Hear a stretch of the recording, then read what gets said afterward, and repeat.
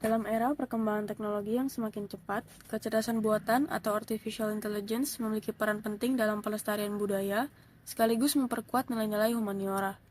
AI bukan hanya soal mesin dan algoritma, tetapi juga tentang bagaimana teknologi dapat membantu kita melestarikan identitas budaya sebagai bangsa. AI dapat digunakan untuk mendigitalisasi warisan budaya. Melalui pemindahan 3D, pengenalan pola, hingga analisis bahasa, AI mampu menyimpan artefak, naskah kuno, batik, musik tradisional, dan bahasa daerah agar tidak punah oleh perkembangan zaman. Teknologi ini bahkan bisa membantu merekonstruksi warisan budaya yang rusak atau hilang. AI juga membantu penyebaran nilai-nilai humaniora melalui media digital, melalui film, musik, cerita rakyat, hingga konten visual dan audio lainnya. Nilai budaya dapat disampaikan kembali dalam format yang lebih relevan dengan kehidupan modern. AI mampu menganalisis pola dan tren budaya. Melalui data dari media sosial dan arsip digital, AI dapat memetakan perkembangan gaya hidup dan nilai masyarakat. AI juga berperan dalam merevitalisasi sejarah. Melalui augmented reality dan virtual reality, kita dapat menjelajahi wisata budaya secara digital. Salah satunya Museum Sumpah Pemuda yang dapat dikunjungi secara virtual, lengkap dengan video, foto, dan narasi sejarah. Pengalaman ini membuka akses yang lebih luas untuk mengunjungi tempat bersejarah secara virtual, sehingga budaya tetap bisa dilestarikan seiringan dengan perkembangan teknologi. Melanjutkan pembahasan yang sebelumnya, di sisi sejarah pelestarian humaniora dapat kita lihat melalui media digital yang baru-baru ini ngetren itu ada virtual tour dari berbagai museum. Saat ini kita juga sudah ada di virtual tour dari Museum Sumpah Pemuda yang dapat kita lihat mengenai sejarah dari Sumpah Pemuda itu sendiri yang melahirkan cikal bakal bangsa Indonesia sekarang. Pertama kita akan mulai dari ruang pengenalan.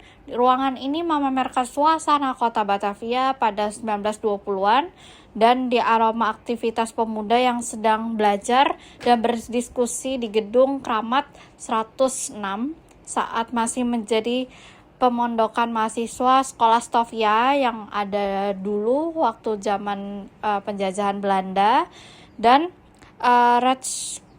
Gesko. Yang kedua, ruangan organisasi sebelum Sumpah Pemuda.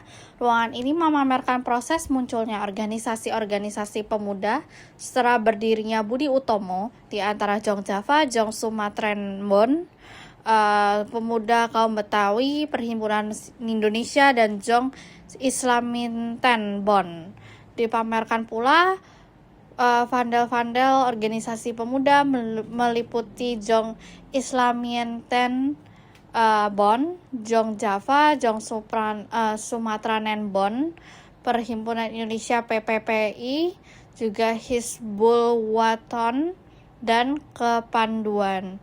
Lalu berikutnya kita akan memasuki ruang Kongres 1.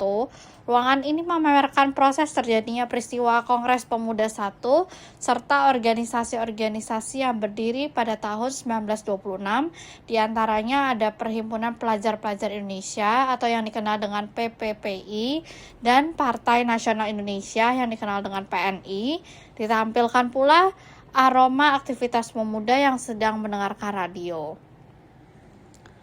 Ruang Kongres kedua.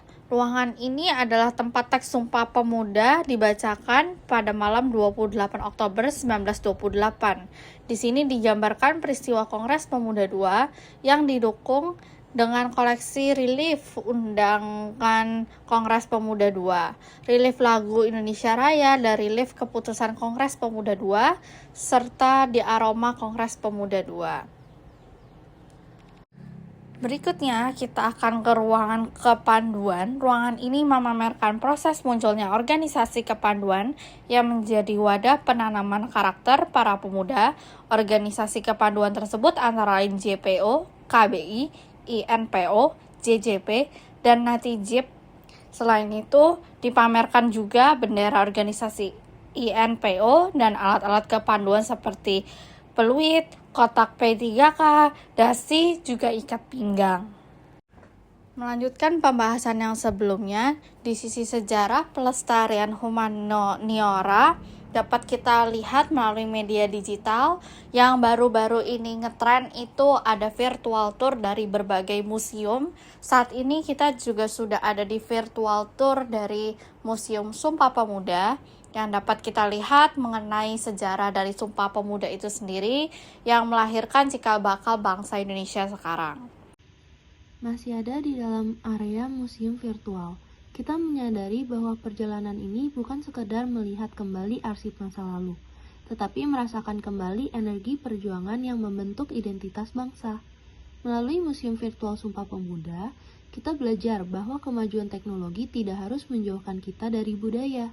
Justru lewat inovasi digital, kita mampu menghadirkan kembali kisah-kisah berharga dengan cara yang lebih dekat, lebih hidup, dan lebih relevan bagi generasi sekarang.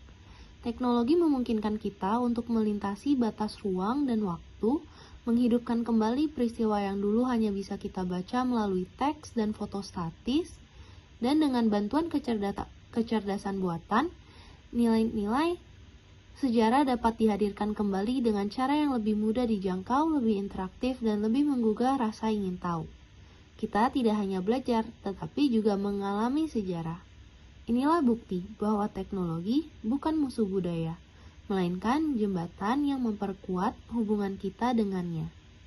Melalui pengalaman virtual ini, kita diajak untuk terus merawat ingatan kolektif, menghargai keberagaman, serta menyalakan kembali semangat persatuan yang telah diwariskan oleh para pendahulu. Semoga kunjungan ini tidak berakhir di sini.